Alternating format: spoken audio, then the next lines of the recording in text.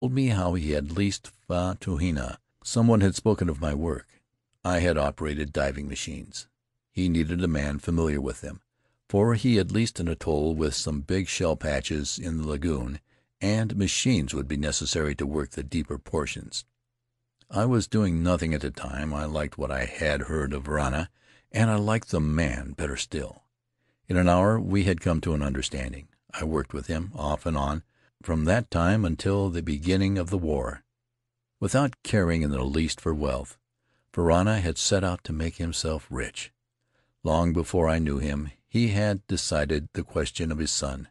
Faery was to have the same chances that his father had had before him, was to see both sides and choose for himself. Even Varana's friends spoke of his luck. To my mind his success was inevitable. Regarded with an almost superstitious affection by the people of widely scattered groups, he possessed channels of information closed forever to the ordinary man. It was in this way that he learned of the shell in Fatuhina Lagoon.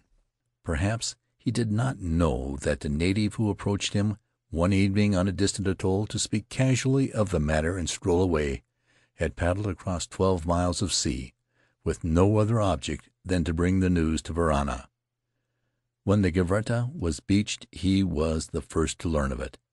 That affair alone brought him a neat fortune, and when men had fine pearls to sell they saw him before they went to the Jews. By the time his son was 12, Varana was a rich man. I was on Rimarutu when he left to take the boy to England.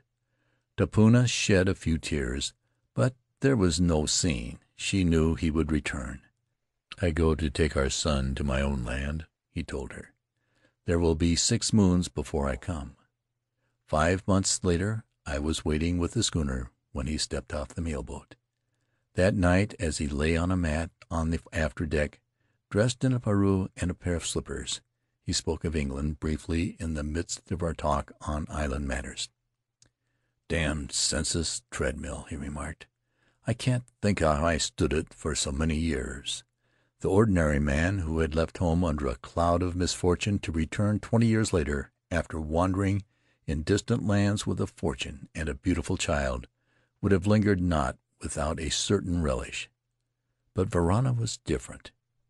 He grudged every moment spent in civilization, and lived only for the day when he would again take the wheel of his schooner and watch the ridges of Tahiti sink beneath the horizon.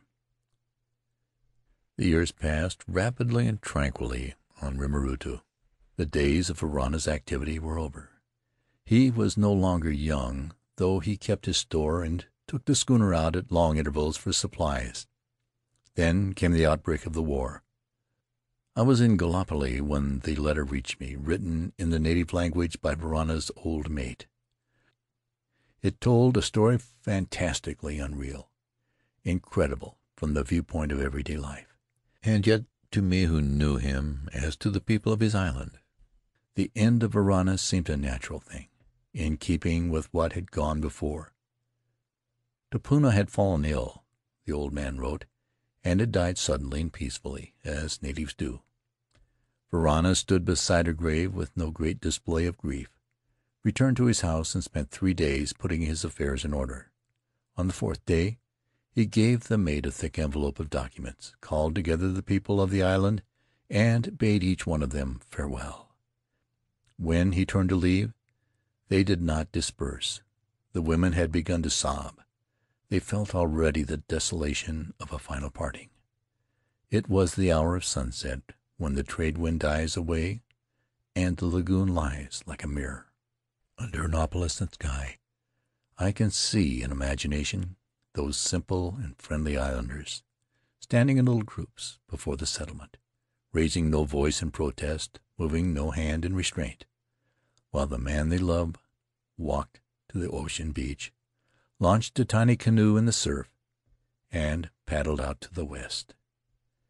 The nearest land in that direction is distant 600 miles. When he had passed the breakers, they say Varana did not once turn his head. The watchers stood motionless while the sky faded, their eyes fixed on a dot that was his canoe. a dwindling dot, swallowed up at last in the night. Tari ceased to speak. He was sitting propped on the lounge, arms folded, legs stretched out, eyes staring at the table. Without seeming aware of what he did, he filled his glass, raised it to his lips, and drank. Presently he emerged from his revelry to light a pipe. In due time, he went on, I had word from the lawyers enclosing a copy of the will and informing me that I had been named executor with old Jackson, who seemed to have discovered the secret of eternal life. There was also a letter from Varana, written after Tupuna's death, a friendly and casual note, with a mere line at the end asking me to do what I could for his boy. The land Tupuna had brought him was to be divided equally among his daughters. All the rest was for Terii, saving his parting gift to me. Only one condition was attached. Terii must visit Rimarutu before inheriting the property of his father. Once he had set foot on the island, he would be his own master, free to choose his path in life. The boy was 19 when the war broke out. He joined up at once as a cadet in the Flying Corps. During the second year I began to hear of Lieutenant Warner. He had shot down a German plane near Zeebrugge. He had been wounded. He had received the Military Cross. Once I saw his picture in the Sphere. A handsome lad, very smart in the old uniform of the R.F.C., with a jaunty cap over one eye and ribbons on his breast. This was the little savage whose shrill cries I used to hear at dawn when he raced with his half-naked companions on the beach. At the end of the war he was Captain Terry Warner, a celebrity in a small way. I felt a certain pride in him, of course. We had done our best to meet, but something always happened to prevent my getting a glimpse of him. I ran across him as I was homeward bound, leaving San Francisco for the islands. I had already gone aboard and was standing by the rail watching the last of the luggage swing over the side in nets, when a motor drove up to discharge a party of men and women, fashionables of the city, from their looks. One of them, a lean, tanned boy, with an overcoat of a British officer over his civilian clothes, was saying good-bye to the others, shaking hands and smiling very attractively. A little later, when the lines were being cast off, I saw him close beside me at the rail. A girl in blue was standing on the dock, waving up at him. "Good-bye, Terry," she called. I looked closely. There could be no doubt. It was the son of Varana. We had long talks on the voyage south. The lad had not forgotten me. The memory of the old life of the island, of his mother, of his father, would always be fresh in his mind. But he regarded those days as a distant and beautiful episode, now forever closed. He was going to visit Rimarutu for the last time, to bid farewell to those who remembered him. He had not forgotten the friends of his boyhood. There were many little presents in his boxes, and he told me that the schooner, reported sound as on the day of her launching, would be his gift to Varana's old mate. Afterward he would return to San Francisco, where opportunities had been offered him. He had brought letters to America and had been well received. The schooner was in port when we arrived. Varana's mate met us on the dock. There were tears in the old man's eyes as he took the boy's hands in his own and murmured in a trembling voice, "O Terii Ita'e." The tourists descending the gangplank looked with interest at the spectacle of Captain Warner, almost embracing an old barefoot Kanaka, dressed in dungarees and a faded shirt, wrinkled brown face working with emotion. As Terii shook hands with the crew, some of them boys with whom he had played in childhood, I noticed that a phrase or two of the native came to his lips.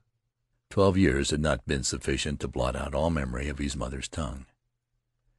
We had a long passage south, beating against a trade. Varana had installed an engine in the schooner, but time is cheaper than petrol in this part of the world. Terii delighted in handling the boat. There was salt water in his blood, and his father had seen to his training in navigation and the ways of the sea. With each new day I perceived symptoms of a change in the boy. White suits and canvas slippers gave way to pajamas and bare feet. Finally the pajamas were replaced by a pareu taken from the trade room stock. The summers at home had not been